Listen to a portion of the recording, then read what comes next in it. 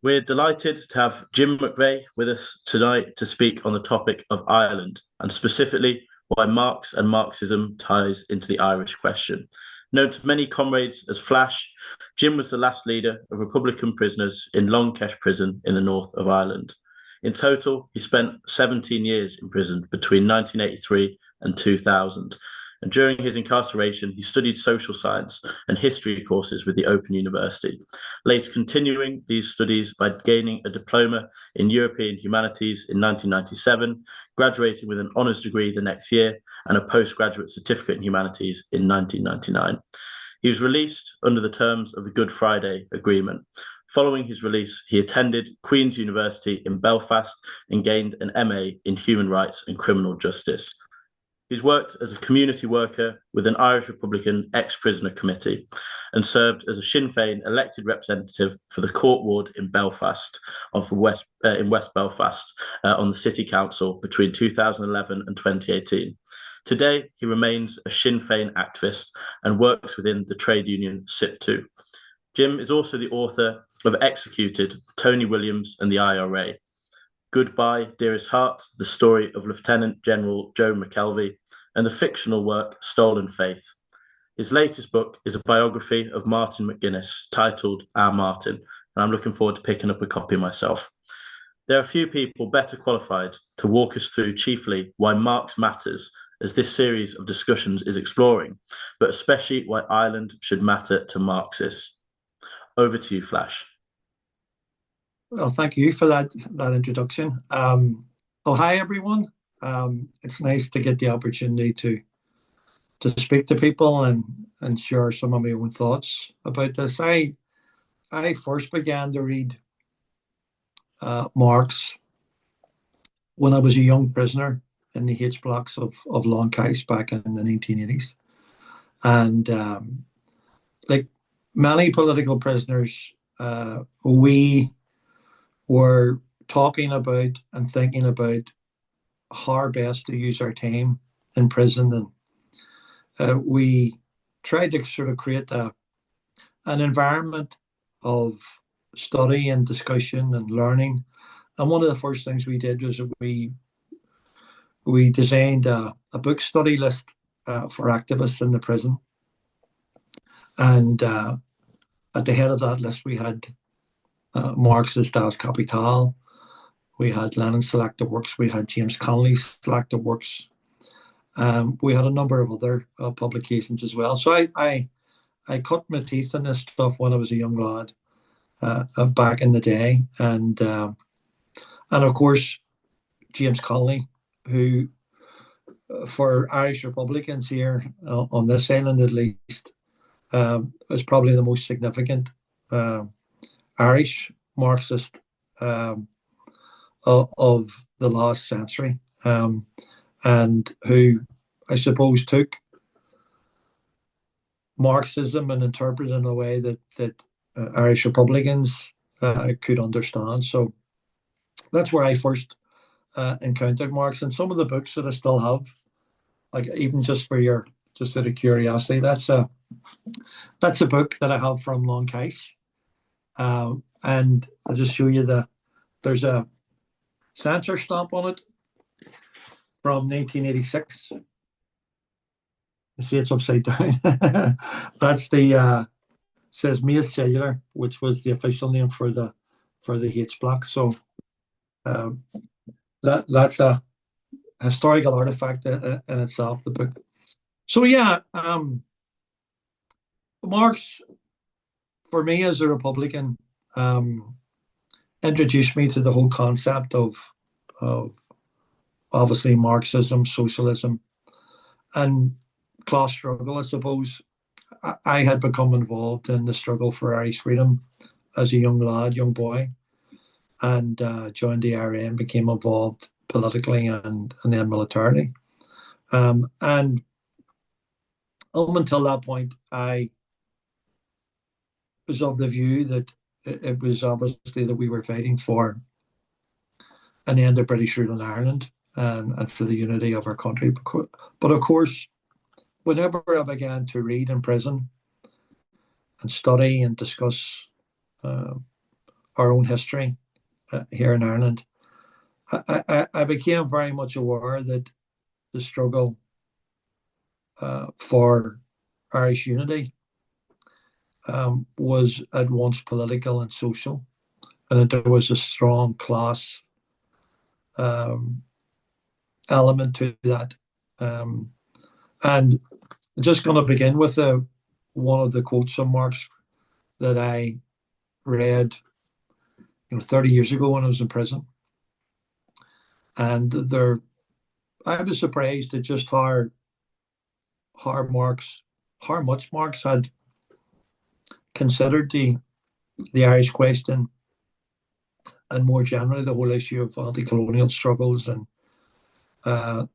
whenever I began to read Marx, he had a huge interest in Ireland, the significance of Ireland and the political struggle between Ireland and England, and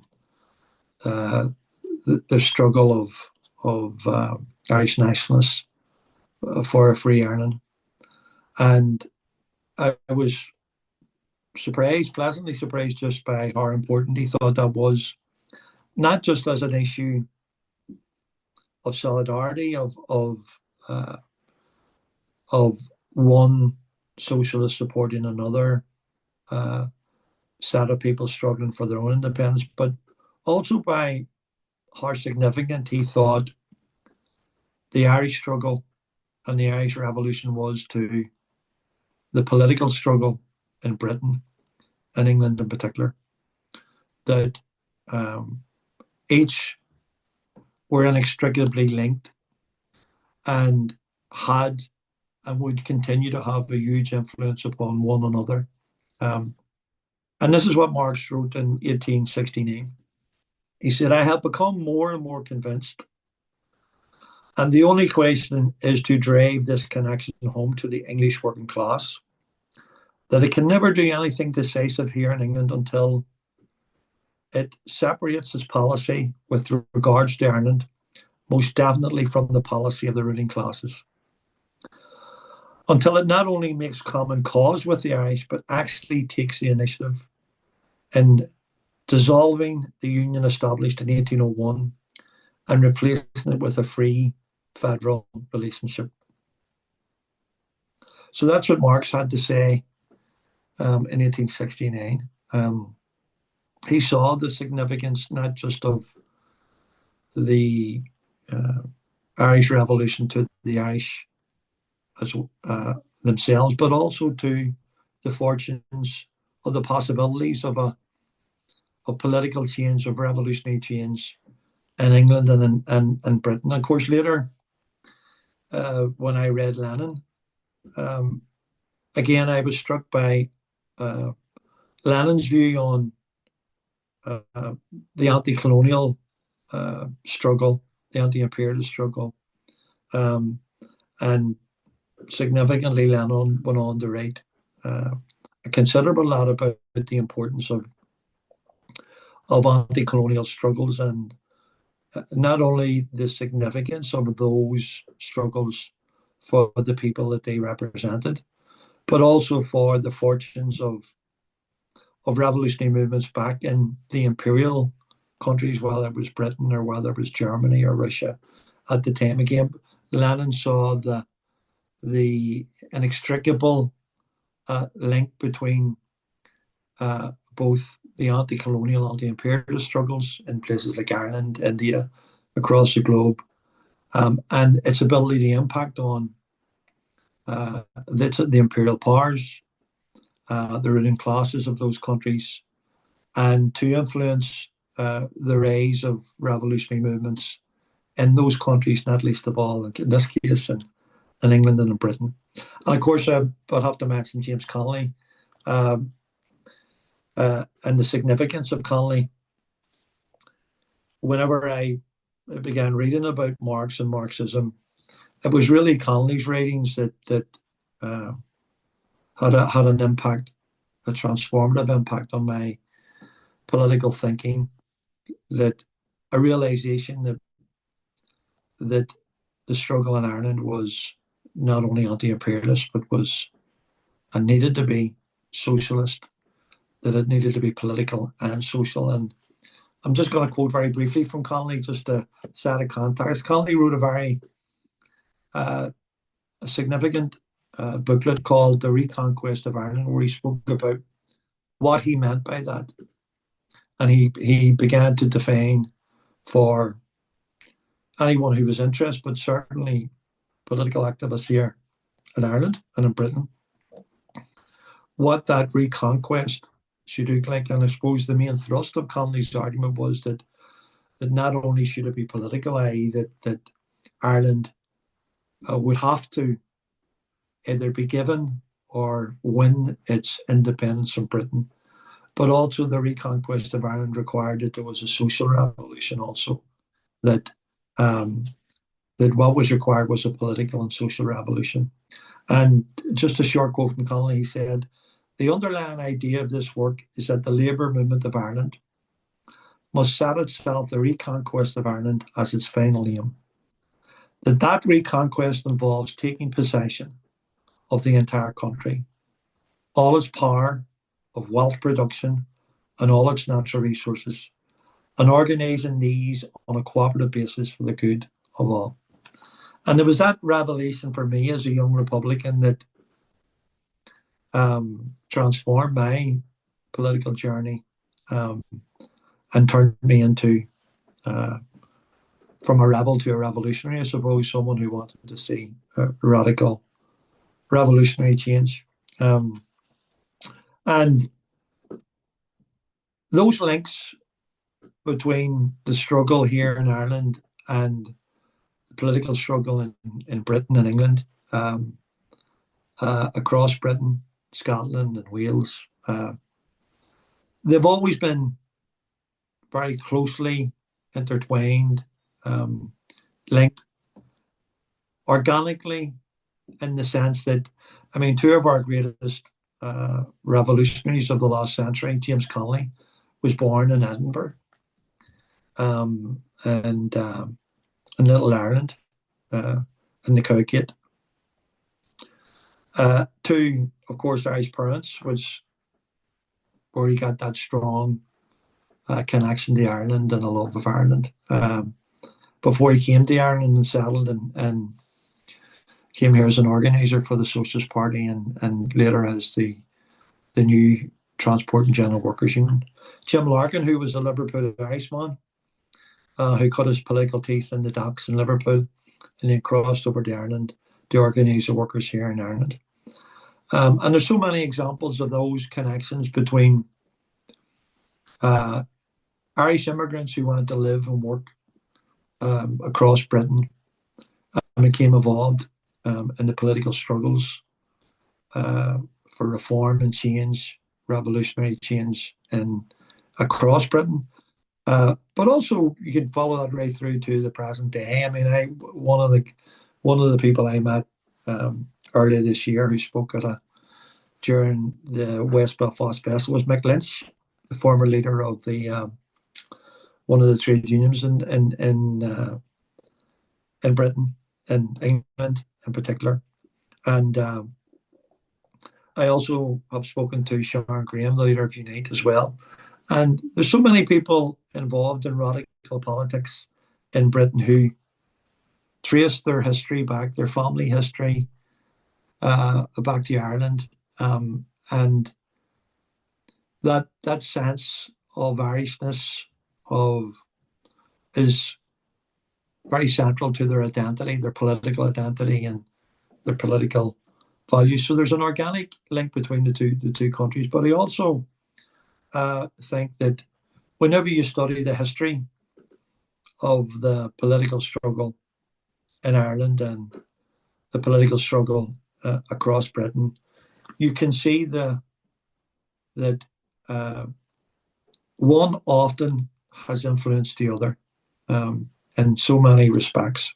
And it's not simply a case that, of course, in principle, socialists, progressive political activists, trade unionists, feminists, whatever way you come to your political activism, of course, there's just a basic principle that uh, we support one another, that a socialist in Britain should support the struggle for Irish freedom in Ireland, or indeed, as is the case at the moment, the struggle for a free Palestine, for an end to genocide.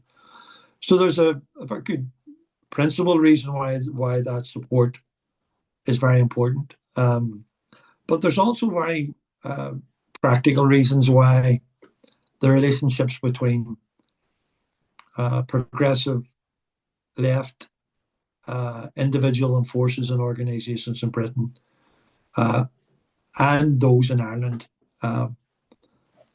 need to be developed and strengthened, because it's my view that, particularly in this period ahead, that both our political fortunes are inextricably linked in many respects.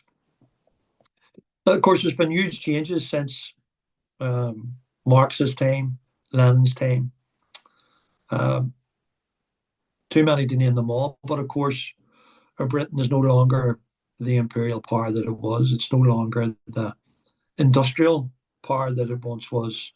One of the reasons why, of course, Marx and Lenin identified the significance of the Irish Revolution to the English cause was that the capacity of a revolution in Ireland to positively influence, to be a positive impetus for change in Britain.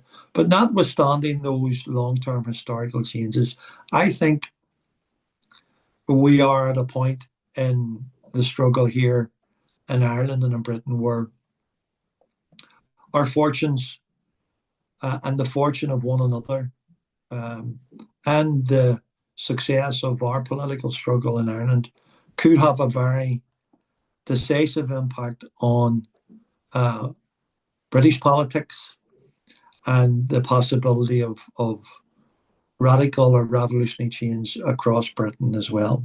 And the reason why I say that is that even though it's been 30 years, almost 30 years since the Good Friday Agreement here in Ireland, and the IRA ended its military campaign, and we now have an entirely political struggle taking place now, and it has seemed probably at times that the revolutionary momentum had dissipated because of the nature of the peace process, both here in Ireland, and the length of time of the dialogue that and the change that has occurred. But we're moving into a very significant period in the history of Ireland, and it's my view and the view of most Republicans that probably within the next 5 years there will be a referendum on Irish unity here in Ireland. There's a provision within the Good Friday Agreement to facilitate that. Although, ironically, the current British Labour government is doing everything it can to set its face against the calling of a date for that referendum, and is acting in a reactionary and anti-progressive way. That probably isn't a surprise to any of us. But we are on the brink of very significant change, I think, here in Ireland. Sinn Féin, which is a radical, left-of-centre, left-leaning Irish Republican movement, has now become the biggest party in Ireland, the biggest party in the north, and we're the biggest party, according to the recent opinion polls at least, in the south, in the south of the island. We're two different jurisdictions, of course. And Sinn Féin's programme is a radical political programme. Not only do we want to see the unity of Ireland, which in itself is going to be usually seismic political development if we can help make that happen and occur, because there'll be a huge political realignment on the island of Ireland along traditional left and right lines, which hasn't been the case for a long time in Ireland. But Sinn Féin's political programme is left of centre. It's internationalist. Sinn Féin is a party which a strong supporter, for example, of the Palestinian cause. We have been long-term opponents of the U.S. embargo against Cuba. We have been supporters of almost all the progressive liberation struggles across the world over the past 40 or 50 years, and still do today. We are a party that strongly supports the position of political and military neutrality in the world. So an Irish Republican government, if we are lucky enough to win an election in the south of the island, would mean, for the first time in the history of this island since partition and the establishment of two conservative political regimes, one in the north, one in the south. For the first time, we would have a left Republican government, socialist leaning, internationalist in its political aspirations, and neutral, politically neutral, determined to stay out of NATO and the conflicts that they are trying to draw, I think, almost the whole of Europe into at the moment. So imagine the opportunities that development would produce. Not just for Ireland, of course, the establishment of the first left-wing government in the history of Ireland, the unity of the island, could unleash a huge force for good, for progressive change, improving workers' rights, consolidating the control over the key means of production, bringing them into national ownership and national control, for example. The opportunities to support other movements and political movements, like, for example, the cause of Palestine. But also, it could unleash great opportunities in Britain as well. And I suppose that works both ways. I mean, as a Republican, as a socialist, as a trade unionist, I follow events very closely in Britain. I've watched with great interest, for example, the recent initiative by Jeremy Corbyn and others to establish a radical democratic socialist party, a new radical democratic socialist party, with great interest, with great excitement. We've watched with despair the shift to the right within the Labour Party, the leadership of Keir Starmer and others. But I recognise that political progress, any advance on the left in Britain, will be of huge significance to us here in Ireland. The minute that we could get a government in Britain, or a political party, or political parties in Britain, to support Irish freedom, Irish unity, to name a date for a referendum, would unleash opportunity here in Ireland. So I firmly believe that progressive change in Britain will significantly enhance our capacity to bring about significant change in Ireland, but also significant change in Ireland could have a huge impact, influence on galvanising people on the left, on the progressive left in Britain also. And only, I mean, I've noticed even recently, you may have not have noticed some of yourselves, but Ireland, the south of Ireland up until the present day, is a politically neutral, military neutral power. It has stayed out of NATO. It has stayed out of military blocs of any shape or form, and has advocated dialogue, mutual understanding on a global stage, etc. Not as much as they should have done, could have done, should do. Of course, we have the recent example in Ireland where there is legislation before the Irish Parliament called the Occupied Territories Bill. It's a piece of legislation designed to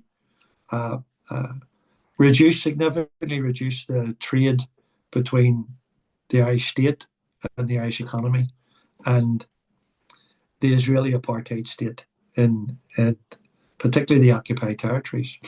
But the current Conservative government in the South are trying to withdraw from that, step back from that legislation. They're under huge influence behind the scenes from the Conservative forces in Europe, of course from the US and from Israel itself. So there is a mixture here of the national, international, the global, which I think we must take cognizance of. And what if you're a socialist in Britain, if you're a member of the British Labour Party, if you're a member of Plaid Cymru, of the SNP, if you're a trade union activist, right? It's crucially important, I think, that activists in Britain and England mobilise to support Irish unity, galvanise political support within the trade unions, within the political parties, within the Labour Party, particularly, to move to a position of not simply denying a referendum, but setting a date for a referendum, becoming persuaders for Irish unity, and if not, at least persuaders agreeing that it's a crucial element of the Good Friday Agreement that a referendum should be held. It's crucially important that to us here in Ireland, but it's also crucially important to yourselves there across Britain, wherever you find yourself, whatever type of political activism you're involved in, because as I say, I believe that our fortunes are inextricably linked, and any success that we may have in the near future, and it's probably more likely, given the state of political forces, that within the next number of years here in Ireland, there's a very, very good chance that Sinn Féin will lead a left coalition government that brings together all the progressive left political parties on this island and leads them into the government, and then sets about implementing a radical social and economic programme. And imagine just how exciting that would be in a world, and in a Europe in particular, where we are surrounded by conservative political forces who are dominating, in many cases, governments, institutions, European institutions. Imagine the example that would present, that of a left Republican government here in Ireland, and the impact that could have on your own country, and your attempts to establish a more progressive political realignment in Britain. So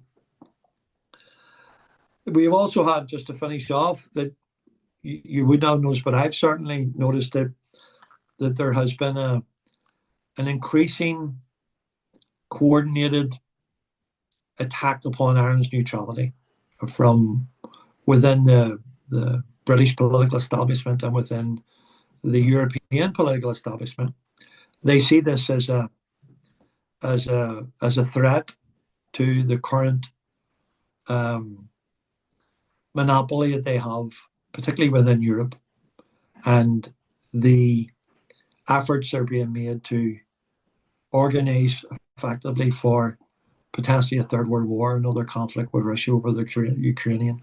And one of the few countries in Europe, part of the European Union, that has, at least on paper, a position of neutrality, of active neutrality, of advocating for dialogue, for negotiations, for peace, for non-alignment, for progressive liberation struggles for freedom throughout the world, is Ireland. There's a concerted effort being made within Ireland, in Britain, and across Europe to undermine that position. And Sinn Féin and the other political parties on the left have a very strong pro-neutrality position at the moment. So there are significant forces at work at the moment trying to prevent the rise of Sinn Féin for clear ideological reasons, of course, to prevent the election of a progressive left government here in Ireland, because it would be obviously a major thorn in the current strategy within the conservative parties in Europe to almost drag Europe into a war with Russia over Ukraine, on the spurious basis that Russia is threatening to invade other European countries, which I don't believe for a second. So just to finish off, I just want to make that point again, that Marx, Lenin, Connolly, right through to the present day, some of your political leaders and our players, men and women like Jeremy Corbyn, for example, in Britain, understand that both our futures and our fortunes are inextricably linked, that the success of one progressive struggle can only aid the progress of the other. I think we're on the brink of very significant change here in Ireland. It used to be said years ago during the Cold War that it used to be threatened by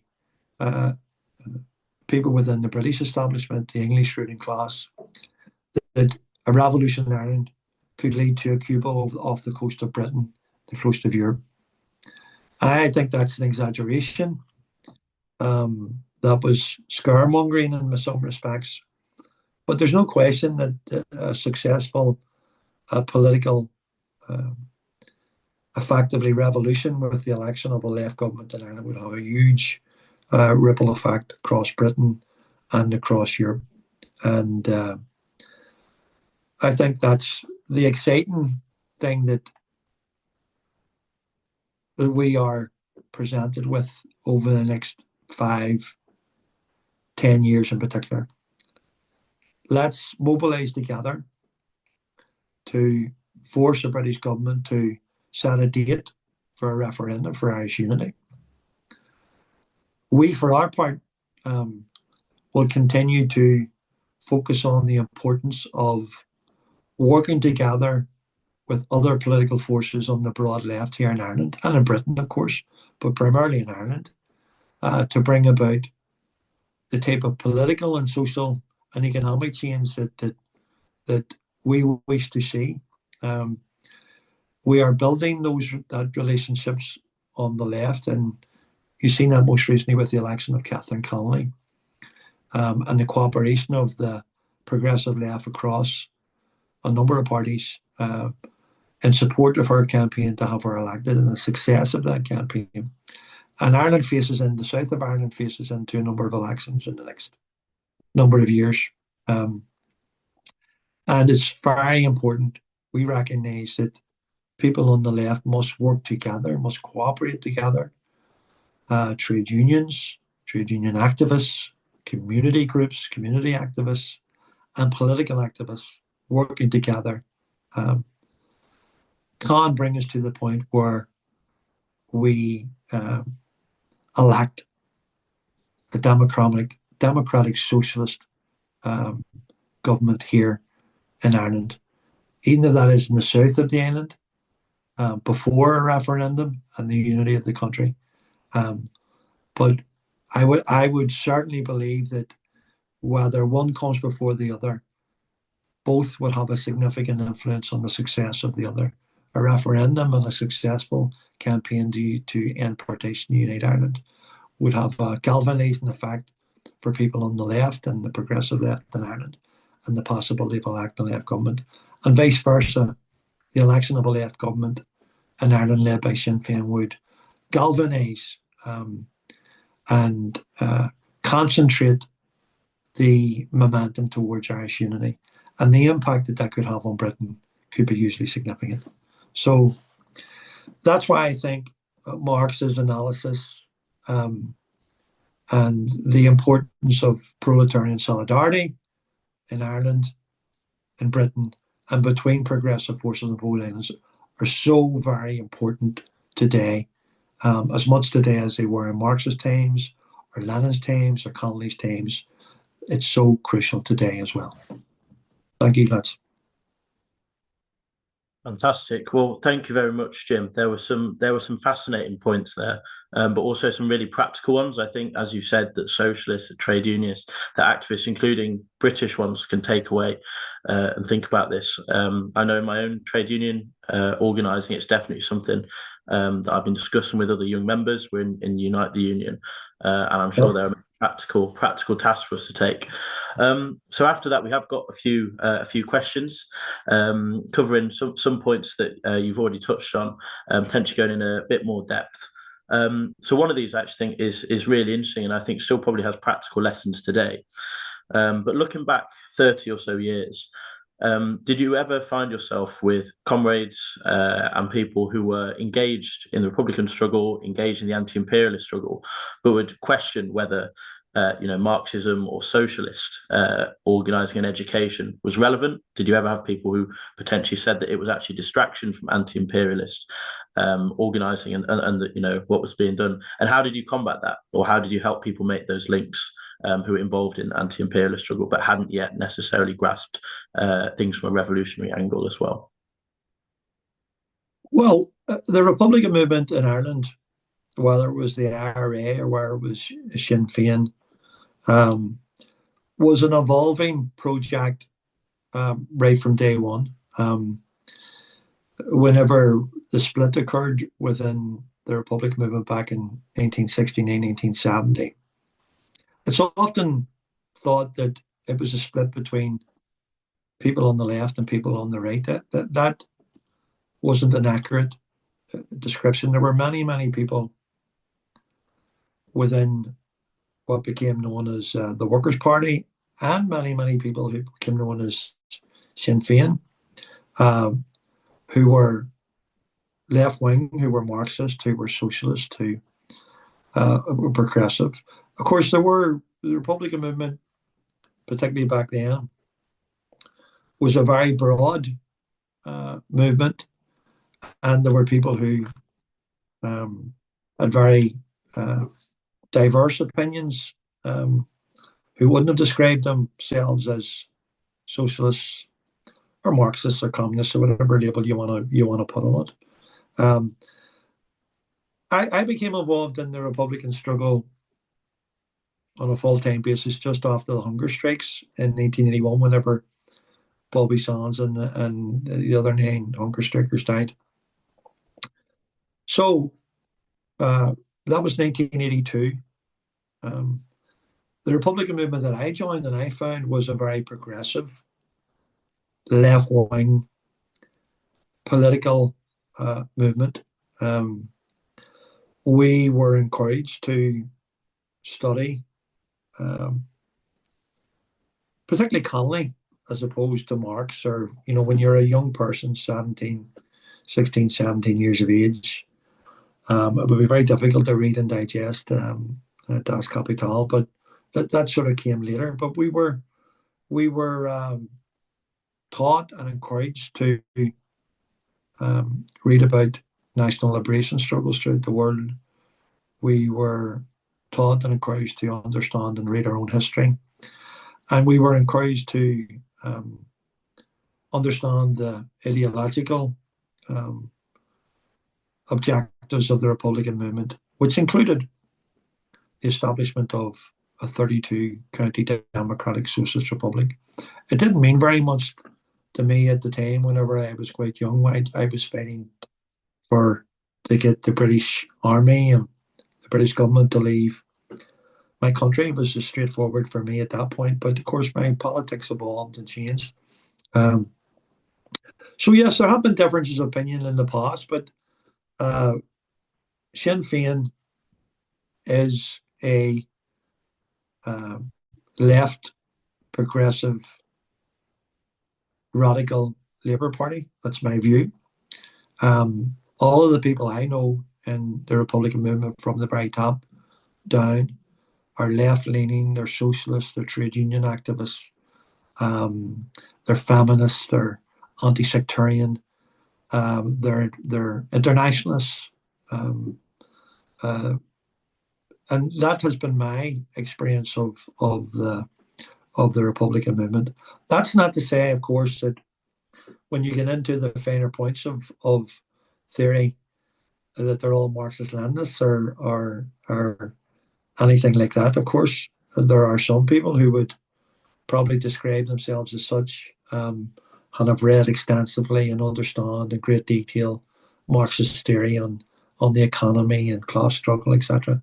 But apart from that, I would say that most Republicans have just an ingrained instinct, as well as an understanding derived from political discussion and training and just examining events as they've occurred over recent decades, are socialist, radical Republicans. And if ever that old picture of some Republicans being right-wing, being conservative, Irish Republicans I'm talking about here, that some of those people being right-wing or conservative or quite religious, etc., that was a stereotype that wasn't, I think, entirely true ever. And it's certainly not the case now that Sinn Féin is led by democratic socialists, by left Republicans, and is a left radical Republican force. That's the end of that question. Yes, yeah, that's really good. I think another question that I'll go on with, and this is something that I actually find quite often myself, and I've spoken with other comrades about.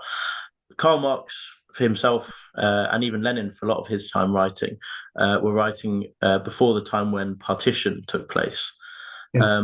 And unfortunately, we speak today at a time when Ireland is still artificially divided, and many often well-meaning comrades often still struggle not to view the island through a lens of those artificial Ireland and Northern Ireland. And this is something I found with many British comrades, as if Ireland stops at the border. How do you think that the left can unpick sort of artificial or petitionist thinking in our own time? Or have you got any? Yeah, I mean, I do think that one of the most important issues facing Republicans here in Ireland at the moment, of course, is the issue of a referendum on Irish unity. And Mary Lou McDonald, the leader of Sinn Féin, has in recent times said that she wants to see the British government set a date for that referendum before 2030, which is only 5 years away from here. And one of the most important practical things that any activist in Britain, whether you're a trade union activist, political activist in any political party or political movement in Britain, whether that's in England Wales or Scotland, whatever your view on things like Welsh or Scottish independence, etc., may be, is to support the Sinn Féin's call, which I think is going to become increasingly stronger um, in the period ahead, within the next year or two, for the British government, which is a Labour government, so called, but nonetheless a Labour government, to set a firm date for a referendum on Irish unity. That's probably the most pressing, most important thing that you um, and people like you could do for us to assist um, uh, our struggle in Ireland at the moment. And the point I was making earlier was that, why that's so important. Because in the absence of war, of course, whenever we had the war and the IRA was fighting the British Army, um, and we had a military conflict, you had the Troops Out movement in Britain, which did a fantastic job. Um, but because of the peace process and the political process, people might think that the issue of the border has disappeared. It hasn't disappeared. Partition was a grave injustice. Partition not only divided the island of Ireland unjustly, I guess, against the democratic wishes of the vast majority of people, but it also divided the working class. And we still have a deep-rooted sectarian problem in the north of Ireland in particular, where working class Catholics and working class Protestants are divided on this matter. It's my view that those without an end to partitions are Irish nationalists, but socialists and trade unionists in Ireland is to secure an end to partition and allow for a political realignment on the end of Ireland, allow for the end of sectarian division. It won't happen overnight. It won't happen over. It'll take decades. But an end to partition is still as important today as Irish independence was for Marx.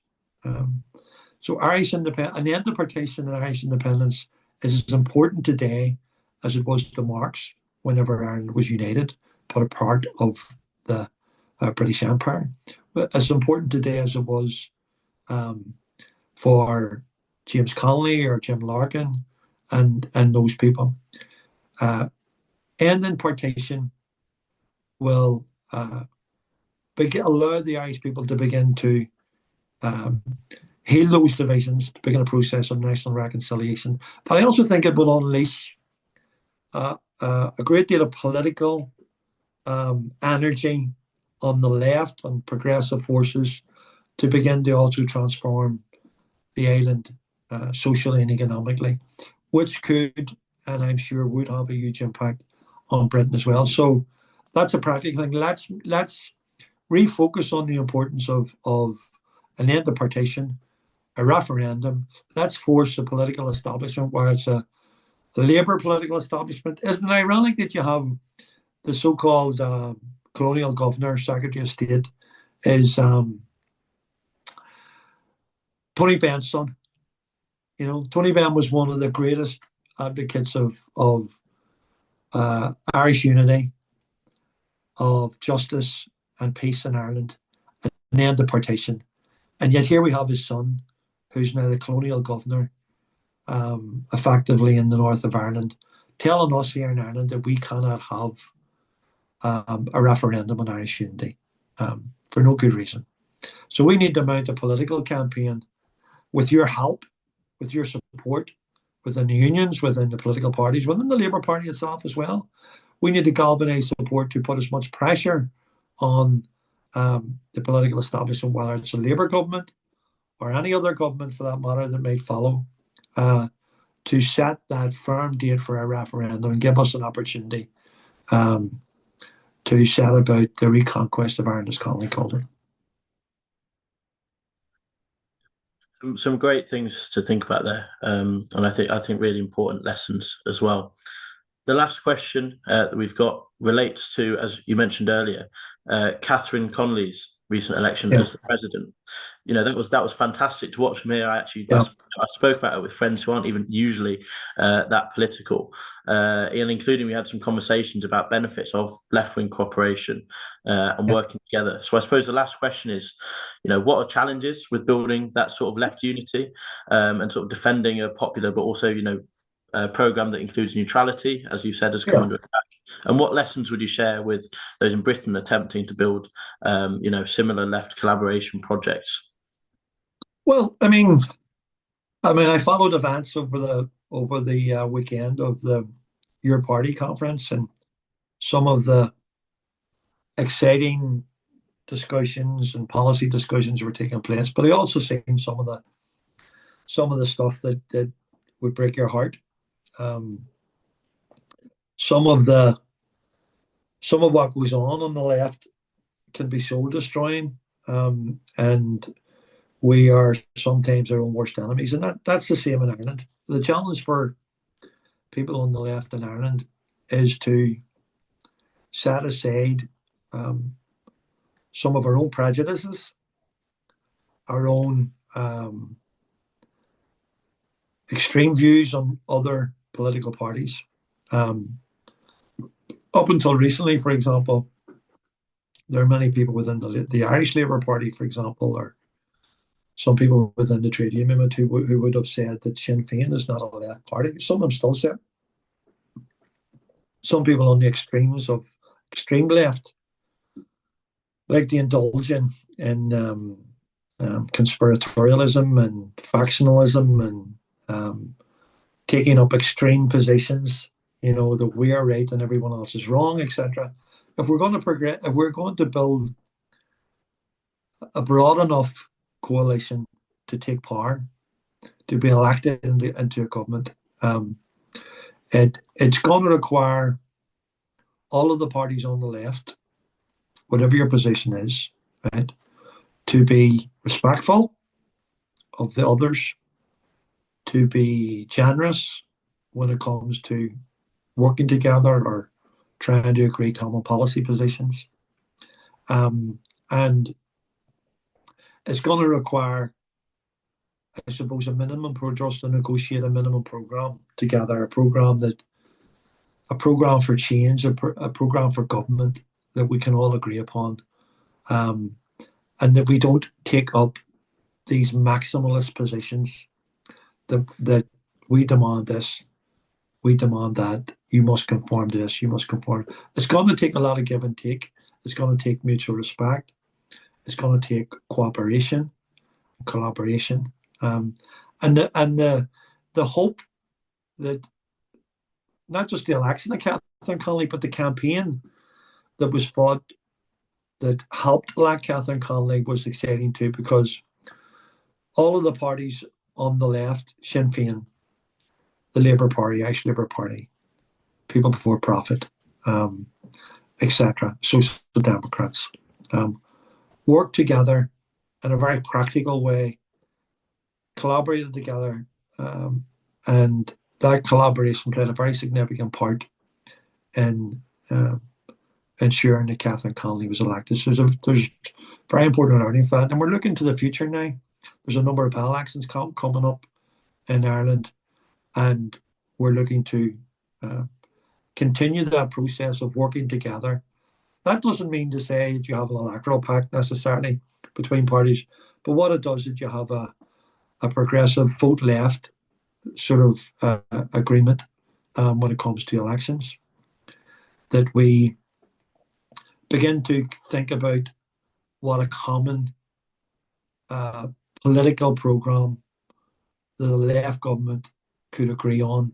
Because what ordinary people want to see, ordinary working class people want to see, they want to see the left working together constructively, positively.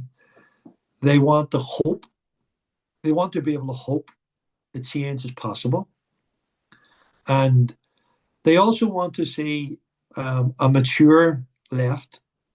They want to see political parties that, if they are lucky enough to be voted into government, that are mature, that can work together effectively and can deliver real political change, right? Without fragmenting or pulling apart.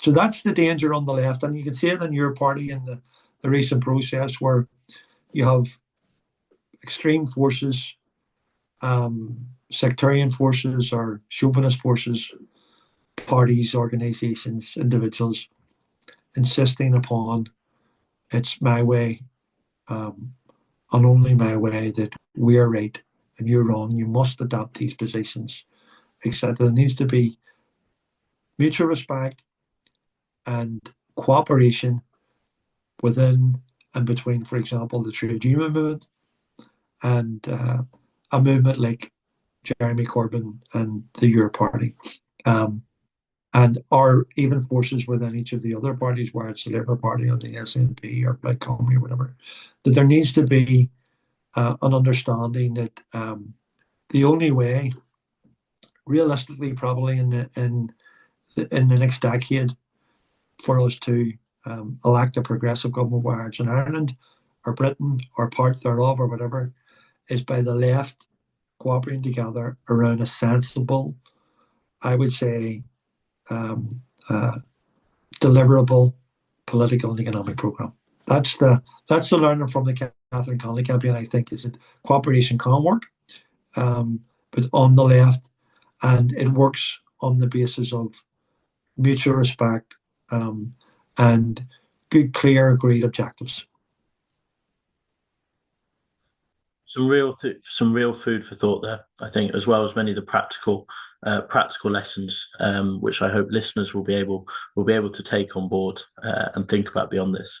Can I also say, can I say again, just to finish off, I would really like people to think about how exciting would it be if you had a progressive left revolutionary government elected in the south of Ireland in the next 5 years. Yeah. People on the left working together to deliver a really exciting change, sticking with the neutrality, using its platform to advocate for Palestine, for Cuba, for working for peace, real peace, opposing military blocs, opposing imperialist wars, etc. Imagine how exciting that would be, and how important that would be for also the British political scene as well. That people could see hope and opportunity and change in Ireland could also lead to very significant change, and it could work the other way. It could be the other way around. Who knows? But really, we're at a point, because of just circumstance, of real change within the next 5 years, if we can work together on a very broad left radical programme.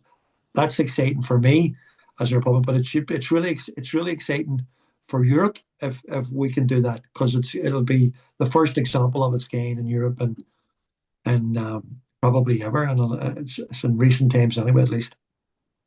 Absolutely. I can really think about how many people on the British left also need to think about this. The burst of energy, I think, that would be felt by people on either side of this. It'd be so exciting if it was in Britain. I could just, if it was happening in England or happening, the push that it would give us, and the support that it would give us, because obviously then you'd have a progressive government that would be supporting a referendum, would be supporting Irish unity, would be adopting common positions in relation to Palestine or whatever. So if it turns out to be us that does that, it's an exciting prospect for socialists in England, as it is for socialists in Ireland. Absolutely. I'd like to say a huge thank you again, Flash, for coming along No and for problem. imparting both some incredibly interesting insights and again some really important practical points. I'd also like to thank everyone who's watching, and this is a session as part of our Marx Matters series. And if you've enjoyed this session, I'd definitely recommend checking out more, whichever platform you're watching on, and following or subscribing so you can keep up to date with future sessions. If you're able to donate, I would really ask that people consider this, as events like this aren't actually too cheap to put on with digital infrastructure and being able to make sure we're able to keep bringing a really interesting range of speakers for everyone to watch. Another fascinating event that will be coming up in January on the 19th at 6:30 is Trump's war on Venezuela, US hands off Latin America, where Vijay Prashad, Jeremy Corbyn, Tariq Ali, and other fantastic speakers will be talking about anti imperialism in the Caribbean and what we can do both in Ireland and in Britain about resisting this. So, thanks very much, everyone, for watching. And one last thanks to you, Flash, for joining us tonight. All the best, guys. Good luck.